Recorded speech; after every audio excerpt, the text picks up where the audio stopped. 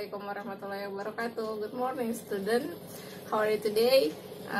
Kita jumpa lagi dengan Bu ini hari ini untuk pelajaran Science SMA. Okay? Today we're gonna study about immunity, ya, immunity atau sistem kekebalan tubuh. Nah, sering sekali kan kita sakit, digigit semut, digigit serangga, jatuh, terluka, bengkak dan sebagainya. Bahkan demam, itu adalah reaksi tubuh kalau kita terkena penyakit. Nah, respon imun tubuh ini ada beberapa tahapan. Jadi tahapan yang paling permukaan itu adalah kulit. Jadi kita punya kulit nih, fungsinya adalah sebagai barrier pelindung pertama kali terhadap masuknya kuman atau mikroorganisme. Jadi sama kulit kita tidak ada luka, berarti tubuh kita ini cukup aman. Nah, kulit itu memiliki pH antara 3-5 dan juga mengeluarkan minyak yang berfungsi untuk mengurangi pertumbuhan bakteri. Nah, setelah kulit, nah biasanya tubuh kita nih ada istilah namanya antigen. Antigen itu dikenal sebagai protein asing. Nah, protein asing itu kalau masuk ke dalam tubuh kita biasanya langsung ditolak. Nah, protein asing ini bisa berupa mikroorganisme, contohnya dari virus, bakteri, atau bisa juga dari alergen. Alergen itu bisa seperti debu, kemudian serbuk sari dan sebagainya. Nah, respon tubuh biasanya kalau ketemu sama yang namanya antigen atau zat asing yang masuk ke dalam tubuh itu macam-macam. Yang pertama bisa batuk, bersin, kemudian mengeluarkan air mata. Nah, itu adalah respon tubuh. Nah, di sini ada beberapa respon tubuh. Nah, kemudian lebih ke dalam lagi, itu ada yang namanya asam lambung, yang fungsinya mengeluarkan HCl ya untuk membunuh kuman penyakit.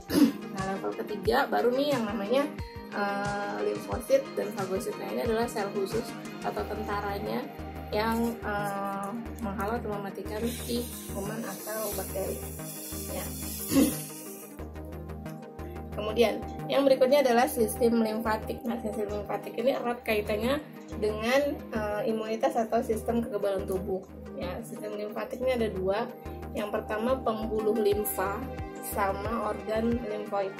Nah, pembuluh limfa sendiri itu mirip dengan pembuluh darah, tapi bedanya kalau pembuluh darah itu dia sistemnya tertutup, sedangkan pembuluh limfa ini terbuka. Artinya yang berada di dalam pembuluh limfa ini bisa keluar dari pembuluh, ya, jadi bisa menembus ke sel dan bagian yang luka ya untuk proses penyembuhan.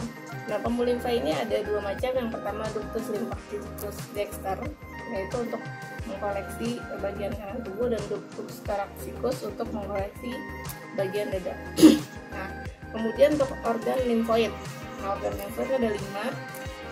Yang pertama adalah bone marrow atau sumsum merah.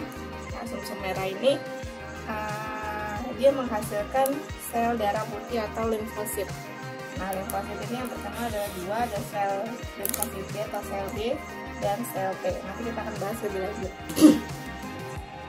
Organ limfoid yang kedua adalah nodus limfa.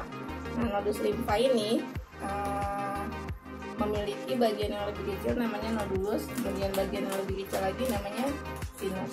Nah, kemudian di dalam sinus ini terdapat limfosit, sel darah putih, dan makrofag yang fungsinya untuk memakan atau memfagosit kumannya.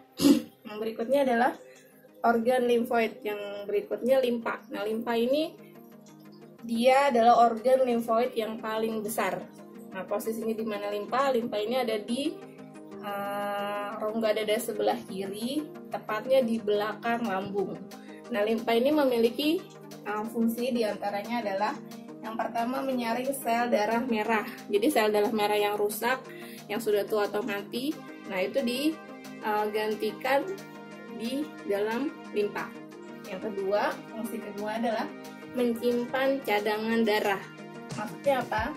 Maksudnya adalah jika terjadi pendarahan hebat, nah maka nanti yang memasuk darah ke lokasi yang darahnya itu keluar atau hilang itu adalah limpa. Jadi untuk mempercepat proses penyembuhan. Fungsi berikutnya adalah melindungi tubuh dari kuman penyakit. Nah, ini karena kita tahu ya, di dalam limpa ini banyak terdapat limfosit. Kemudian fungsi yang keempat adalah untuk memproduksi sel darah merah pada janin selama di kandungan. Jadi selama masih di kandungan yang memproduksi eritrositnya adalah limpa. Nah, setelah lahir dan setelah dewasa di bone marrow ya. Kemudian organ limfoid yang berikutnya adalah timus.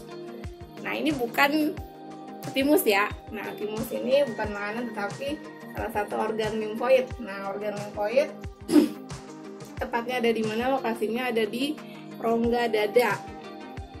Rongga dada tepatnya di belakang tulang dada dan di antara paru-paru. Timus fungsinya apa? Nah, timus ini fungsinya memproduksi sel T. Nah, T ini adalah singkatan dari timus, jadi dimatangkan sel T ini nanti di timus. Sedangkan untuk B ini T bone marrow, jadi sel B dimatangkannya di sumsum merah. Untuk timus, dia memproduksi sel T dan hormon timosin. Hormon timosin ini berfungsi untuk menunjang kerja melawan infeksi dan sel kanker. Juga memproduksi hormon insulin dan hormon melatonin walaupun dalam jumlah sedikit. Terakhir, organ limfoid berikutnya adalah tonsil atau kita kenal dengan amandel. Tonsil ini adalah dua benjolan bulat yang di kanan kiri bagian ujung belakang dari mulut. Nah, jaringan di tengahnya disebutnya sebagai adenoid. Jadi ada 4 bagian yang adenoid, tonsil saluran, palatin, sama lidah. Fungsinya apa? Nah, fungsinya adalah sebagai penyaring atau garda terbesar terdepan ya untuk melawan bakteri. Jadi kalau kita bernafas, yang pertama kali udara masuk, nah disaring bakteri yang masuk itu di sini ya, di tonsil. Nah, kemudian fungsi berikutnya adalah juga menghasilkan sel darah putih dan antibodi.